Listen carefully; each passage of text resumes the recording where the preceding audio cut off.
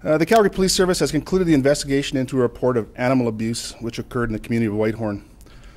Officers were called to the community approximately 4:30 p.m. on Friday, February 7th, 2014, by a dog owner who claimed he had discovered his dog, a husky cross, several blocks from his home, bound and gagged.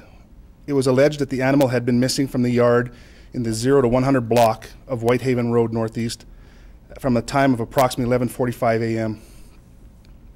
The owner claimed that the animal had its paws bound together and its muzzle was bound shut. Following a thorough criminal investigation, scene examination, and multiple interviews with witnesses, the alleged victim, and others, the service has determined that there's significant and unexplained inconsistencies with the complaint.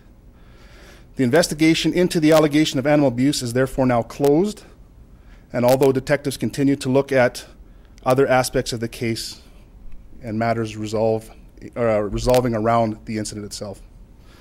Anyone with information from this case is asked to call Crime Stoppers and provide tips either anonymously, and any information that comes forward, we'll be happy to look at it to reassess and see if there's anything that we can move forward with. Did you find a belt or any form of rope on that? We did an area canvass in the area where the dog was found, and we talked to the person who found the animal.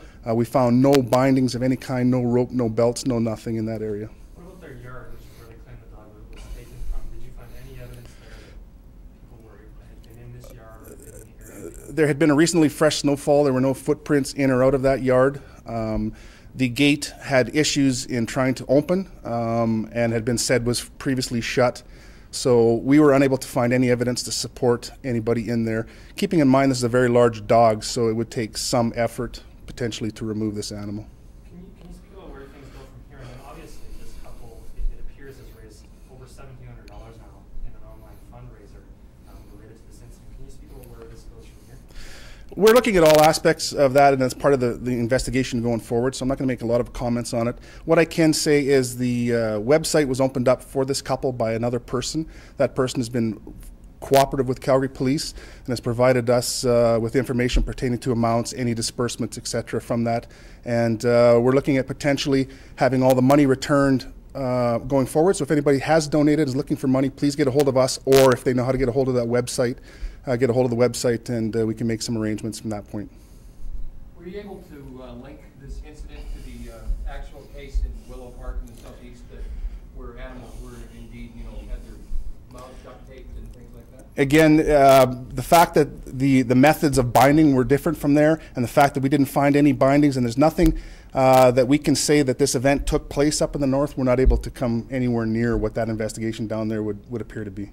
But you don't think it was a copycat or somebody trying to seize an opportunity to get something out of the public? Nothing from our evidence that we've been able to, or lack of evidence that we've been able to find, suggests that it was related to that one to try and withdraw money.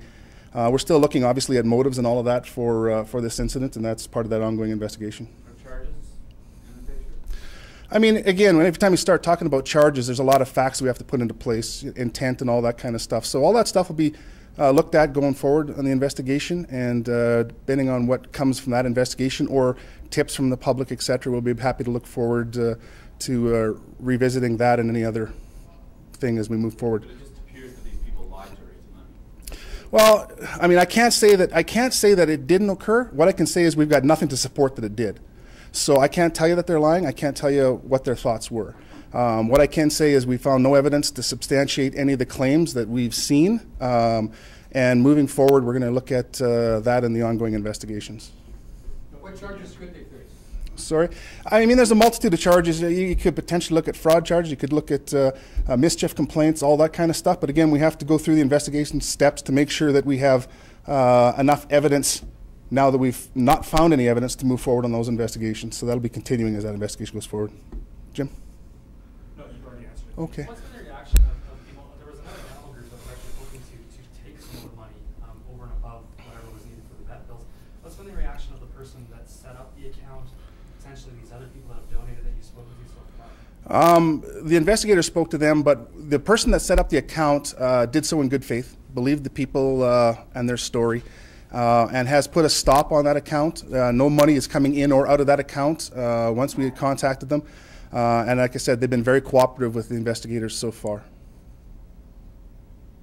This kind of ties up resources and stuff. It's kind of frustrating when you can't come to a conclusion. Absolutely.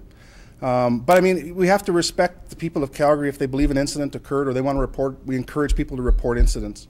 And it's our job as police officers to investigate those incidents and find out whether the veracity and the authenticity of that complaint exists. In the lack of this one, where we have no forensic, no scene exam, no subject matter experts, evidence that says anything took place, that's where we sit.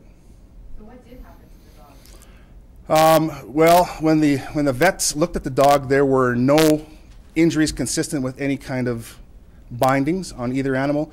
No broken teeth, no loss of hair, no rope burns, nothing like that, and which the veterinarian said would often be the case in this type of incident. So again, when you ask me what happened to the dog, we can't tell you because nothing supports what was told to us. So it's not actually injured?